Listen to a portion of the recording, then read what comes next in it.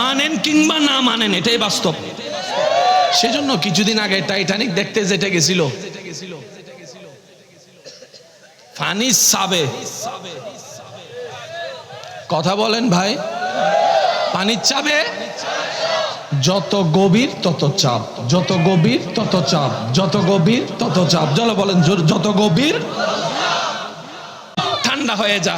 এবার আগুন বলে, আল্লাহ ঠান্ডা তো অনেক প্রকার আছে, নরমাল ফ্রিজের ঠান্ডা আছে, ডিপ ফ্রিজের ঠান্ডা আছে, বড় ফ্রিজের ঠান্ডা আছে, মরিচ মরা রাখে যে সেই ফ্রিজের ঠান্ডা আছে, বড় বড় মাছ রাখে যে সেখানে ঠান্ডা আছে।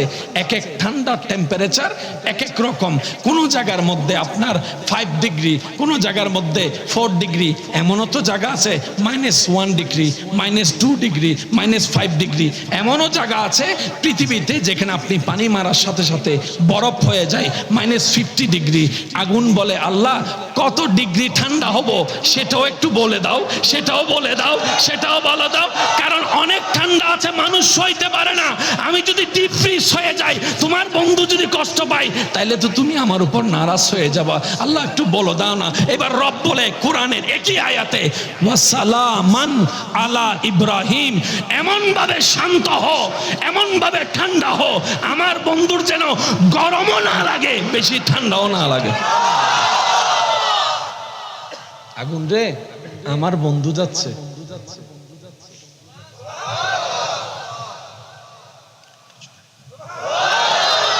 আগুন রে আমার। যুবক ভাইয়ের একটা আওয়াজ দিবেন, কোন জীবিত মানুষকে যদি মানুষ কবরের মধ্যে, জিন্দা কবরে ঢুকাই দেয়, বাঁচবে না মারা যাবে? কেন? যখন আপনার কবরের ভিতরে যতক্ষণ অক্সিজেন লেভেল হাই থাকবে বেঁচে থাকবে, যখন কার্বন ডাই অক্সাইড বেড়ে যাবে, ফেলাটা যখন বেড়ে যাবে, অক্সিজেন লেভেল কমে যাবে, আস্তে আস্তে তার ব্রেন। যুবক একটু আওয়াজ দেন, কাজ করা বন্ধ করে দিবে। কাজ করা বন্ধ করতে করতে সেন্সলেস হয়ে, এই কথায় কারো কোনো দ্বিমত বলে না? এই কথায় কারো কোনো দ্বিমত? আপনারা তো গ্রামের মানুষ, সবাই হয়তো আমার সাথে একমত হবেন। কম বেশি সবাই তো পুকুরে গোসল করছি, নদীতে গোসল করছি, আছে না? কিছু কিছু বন্ধু আছে না, গোসল করতে গেলে বন্ধুরে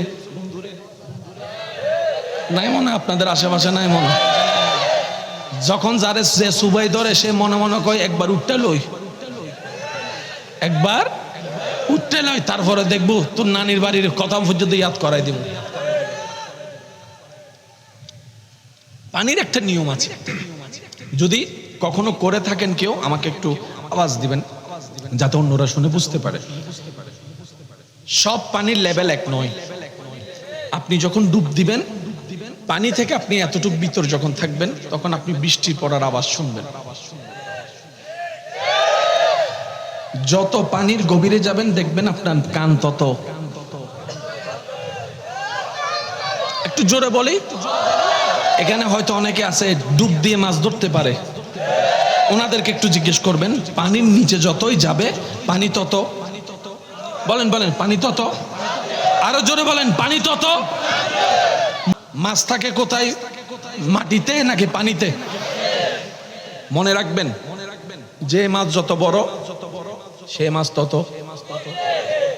সেজন্য কাতলা মাছ, ওই যে আপনারা কি কোন কাতাল মাছ নি কোন, বড় বড় হাঙ্গর মাছ, জোরে কোন, তিমি মাছ, ফুটি মাছ, তেলাপিয়া মাছ, মনে থাকবে।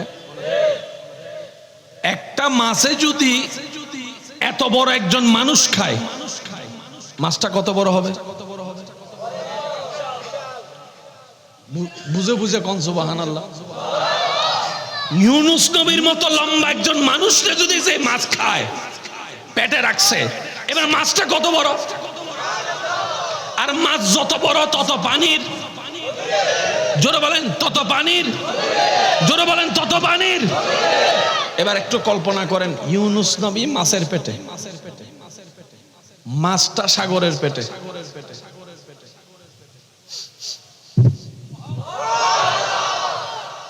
এখানে তো অক্সিজেন লেভেল চিন্তা করাও কল্পনার।